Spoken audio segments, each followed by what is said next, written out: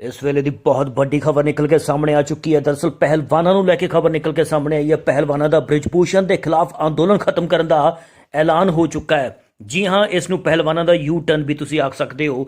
देखो इस ट्वीट ਦੇ ਵਿੱਚ किस तरह ਦੇ ਨਾਲ ਸਾਕਸ਼ੀ ਮਲਿਕ ਨੇ अपनी चिट्ठी लिखी है और उसने साफ तौर पर किया है भारतीय कुश्ती संघ के साबका अध्यक्ष बृजभूषण सिंह के खिलाफ प्रदर्शन कर रहे पहलवानों ने आंदोलन खत्म कर दिता है। पहला पहलवान साक्षी मलिक, विनेश फोगाट ते बजरंग पुनिया ने रविवार यानी एतवार देर रात ऐलान किया सी। हुण इस पूरे मसले नूं अते पुराणियां गल्लां नूं लैके दोवें पहलवानां ने प्रेस के सामने कुछ आख्या है, अपनी वीडियो वायरल की है। सुनो की आख रहे हैं। घोटाले फेडरेशन के माध्यम से उसने किए हैं। पिछले कई दिनों से हम देख रहे हैं कि समाज में हमारे खिलाफ एक अलग से नैरेटिव बनाया जा रहा है, कुछ अफवाहें फैलाई जा रही हैं और साथ में मीडिया भी कई तरह की खबरें जो है दिखा रहा है।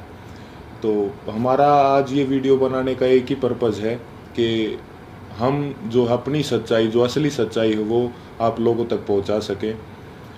आज हम इस आंदोलन की शुरुआत से लेकर अभी तक पूरी की पूरी सच्चाई आपके सामने डिटेल के साथ रखेंगे। पहलवानों ने किया है कि सरकार ने जो वायदे किए हैं उस ते अमल होने का वो इंतजार करनगे। साक्षी ने अपने ट्विटर हैंडल ते लिखा है, सरकार दे नाल 7 जून ਨੂੰ ਗੱਲਬਾਤ ਹੋਈ ਸੀ। सरकार ने पहलवानों ਦੇ ਨਾਲ ਕੀਤੇ ਵਾਅਦੇ ਤੇ ਅਮਲ ਕਰਦੇ ਹੋਏ ਮਹਿਲਾ ਕੁਸ਼ਤੀ ਖਿਡਾਰੀਆਂ ਦੇ ਵੱਲੋਂ ਮਹਿਲਾ ਉਤਪੀੜਨ ਅਤੇ ਯੌਨ ਸ਼ੋਸ਼ਣ ਦੇ ਸੰਬੰਧ ਵਿੱਚ ਕੀਤੀ ਗਈ ਸ਼ਿਕਾਇਤਾਂ ਤੇ FIR ਦਰਜ ਕੀਤੀ ਹੈ। ਦਿੱਲੀ ਪੁਲਿਸ ਨੇ ਜਾਂਚ ਪੂਰੀ ਕਰਕੇ 15 ਜੂਨ ਨੂੰ ਕੋਰਟ ਵਿੱਚ ਚਾਰਜਸ਼ੀਟ ਵੀ ਪੇਸ਼ ਕਰ ਦਿੱਤੀ ਹੈ। ਇਸ ਕੇਸ 'ਚ ਪਹਿਲਵਾਨਾਂ ਦੀ ਕਾਨੂੰਨੀ ਲੜਾਈ सड़क की जगह हुण कोर्ट च जारी रहेगी। ये लिखा है कुश्ती संघ के सुधार के संबंध च नवीं कुश्ती संघ के चुनाव की प्रक्रिया वादे के अनुसार शुरू हो गई है। चोणां 11 जुलाई ਨੂੰ तय हो है और सरकार ने जो वादे किए ने उस ते अमल होने का भी इंतजार है। ये उन्होंने लिखा है। दरअसल विनेश बुडापेस्ट प्रतियोगिता च भाग लेगी तो 10 महीने बाद वापसी करेगी। विनेश फोगाट अगले महीने बुडापेस्ट च पालिक हमरे अते वर्गा जानोस मैमोरियल प्रतियोगिता च भाग लेगी। एशियाई खेल अते विश्व चैंपीयनशिप मुख्य उन्होंने टारगेट रहेगा तो ट्रायल च छूट दी गई है।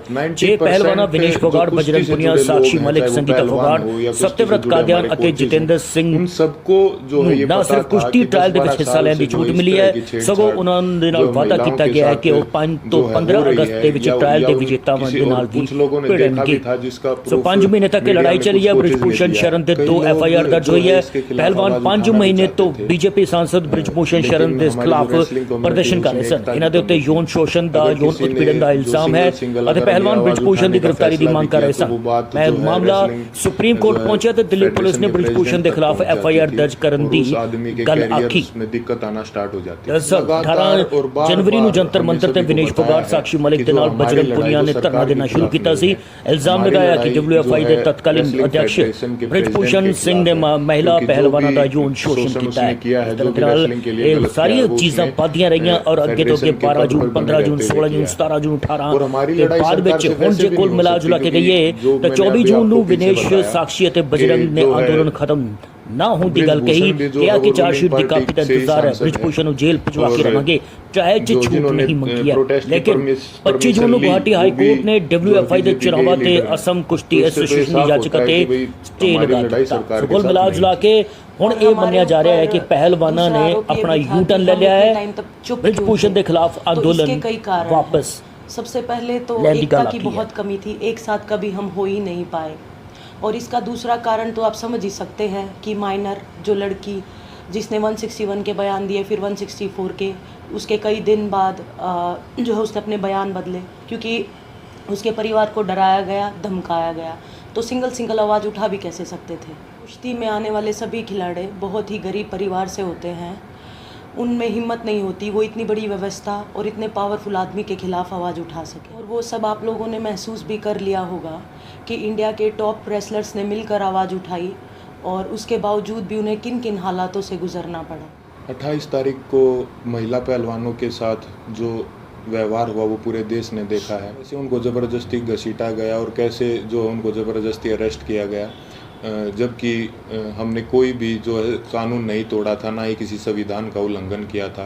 फिर भी हमारे ऊपर जो है इतना ज़ोर ज़बरदस्ती का और इतना बर्बर व्यवहार जो है किया गया पुलिस प्रशासन द्वारा। हम आप सबको ये क्लियर कर देना चाहते हैं कि जो 28 मई की जो महिला सम्मान महापंचायत की जो कॉल थी वो हमने नहीं दी थी, वो हमारे खाप चौधरियों ने दी थी महम में पंचायत के बाद।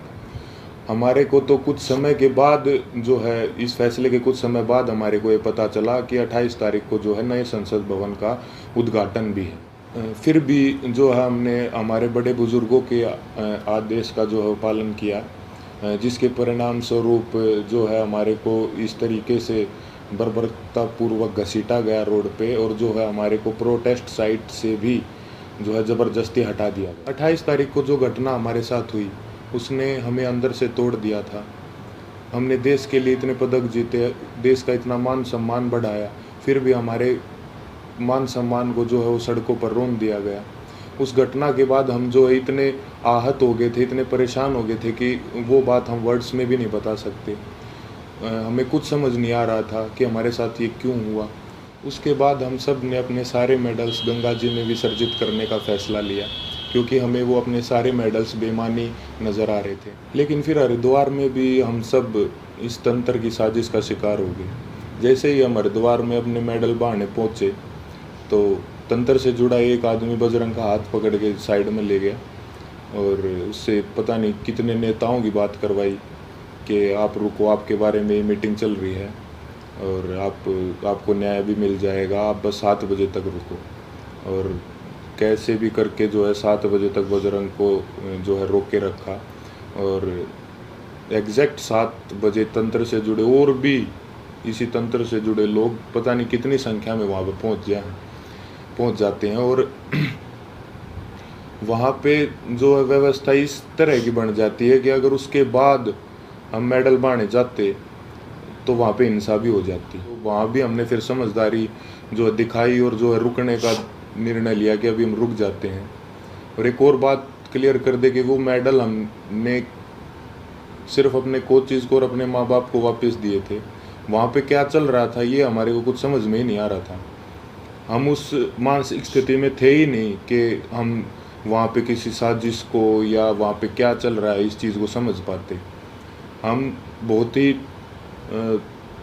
एक तनाव में और एक बहुत दुखी मन के साथ अपने जीवन की पूरी कष्ट कमाई को वहाँ लेके गए थे। लेकिन वहाँ पे क्या हुआ उसको, क्योंकि हम जो है आंदोलनकारी नहीं है ना, हमें एक्सपीरियंस है, हमने जो है पूरी ज़िंदगी कुश्ती करी है, ना सोशल लाइफ भी नहीं जिए, तो कई बार इस तरह के जो माहौल क्रिएट होते हैं वो नहीं समझ में आते। साथ में हम अपनी ज़िंदगी की पूरी कमाई वहाँ पे लेके गए हुए थे। इस घटना के बाद हमारी मानसिक स्थिति ऐसी हो गई थी कि हमें कुछ भी समझ नहीं आ रहा था कि कौन हमारे साथ है, कौन जो हमारे खिलाफ है, कौन इस तंत्र का हिस्सा है।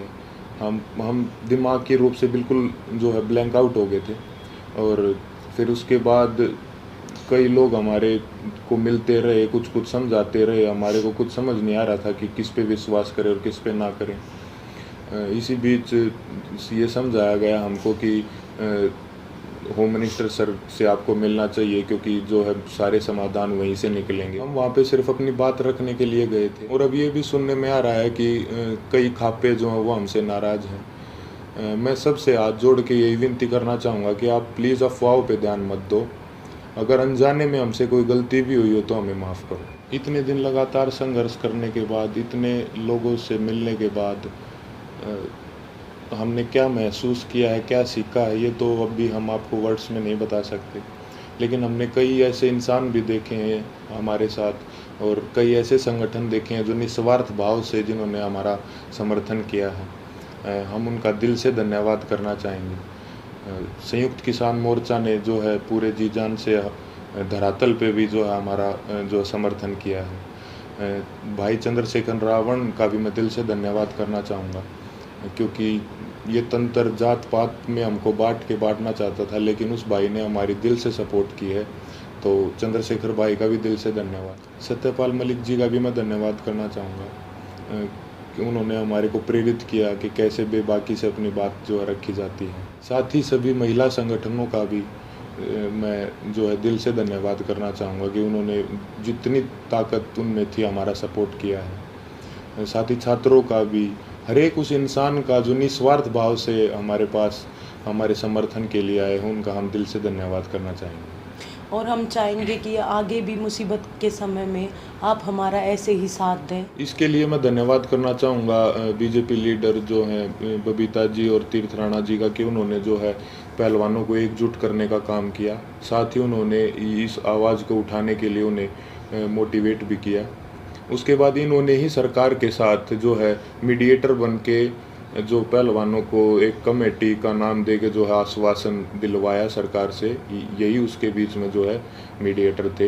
हालांकि वो बस एक आश्वासन ही निकला, क्योंकि उसके बाद जो है उस कमेटी का कोई रिज़ल्ट नहीं निकला और रेसलिंग फेडरेशन ने अपना काम वापस से वैसे ही सुचारू रूप से जारी रखा, जिसकी वजह से फिर हमें 3 महीने के बाद वेट करके जब हमें न्याय नहीं मिला तो हमें दोबारा जो है वो जंतर मंतर पर आना पड़ा। हम अपने माध्यम से सभी देशवासियों को ये संदेश भी देना चाहते हैं कि कभी भी किसी के साथ भी अगर कोई अन्याय होता है तो हमें जो है हमेशा ही एकजुट होने की जो ज़रूरत रहती है और होना चाहिए हमें एकजुट, क्योंकि हमने इतने इस दौर में यही महसूस किया कि कहीं ना कहीं ये तंत्र हमारी एकता की कमी है, जो हम बटे हुए हैं उसका ही ये फ़ायदा उठाता है। किसी के साथ भी अन्याय हो तो आप प्लीज़ एक साथ आइए। अन्याय के खिलाफ निस्वार्थ और सच्चे मन से अगर हम कभी भी एकजुट होकर अन्याय के खिलाफ आवाज़ उठाते हैं तो आत्मा को बहुत संतुष्टि मिलती है। धन्यवाद।